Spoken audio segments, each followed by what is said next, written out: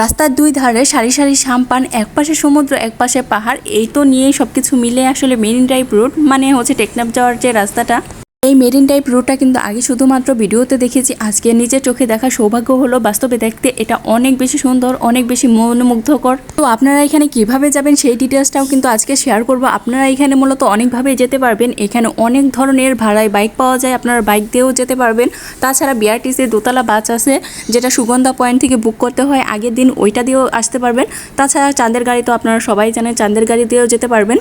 আমি বলবো আপনারা যদি কোনো গ্রুপ হয়ে থাকেন 5-7 জনের, তাহলে চাঁদের গাড়ি দিয়ে আসতে পারবেন। চাঁদের গাড়ি দিয়ে আসলেও অনেক বেশি ভালো লাগবে। আর আপনারা যদি সিঙ্গেল হয়ে থাকেন 1-2 জন, তাহলে সেই ক্ষেত্রে আপনার এই বিআরটিসির বাসে করেও আসতে পারেন। যে কোনোভাবেই আপনি আসতে পারবেন। তবে আমার কাছে যেটা মনে হয়, কক্সবাজার আসলে এই রোডে মানে টেকনাফ আসাটা একদম মাস্ট। যদিও এখানে আসতে গেলে একদম পুরো একটা দিন হাতে রাখতে হবে, কারণ একদম সকাল থেকে যদি আপনি শুরু করেন, মানে 7-8টার দিক থেকে শুরু করেন, তাহলে আপনার বিকেল 4-5টা বেজে যাবে মানে এই রোডটা কভার করে ফেরত আসতে। এর জন্য অনেকে আর কি যেতে চায় না, কারণ কক্সবাজার মূলত সবাই 3 রাত 2 দিনের সফরে যায়, মূলত দেখতে দেখতে শেষ হয়ে যায়। যদিও আমরা একটু বেশি টাইম ছিলাম জন্য টাইমটা পেয়েছি।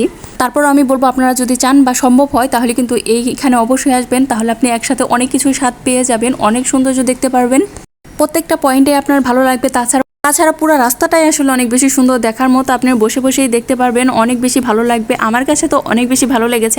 আর আজকে তো সব ইনফরমেশন দিয়েই দিলাম, আশা করি আপনাদের কাজে লাগবে।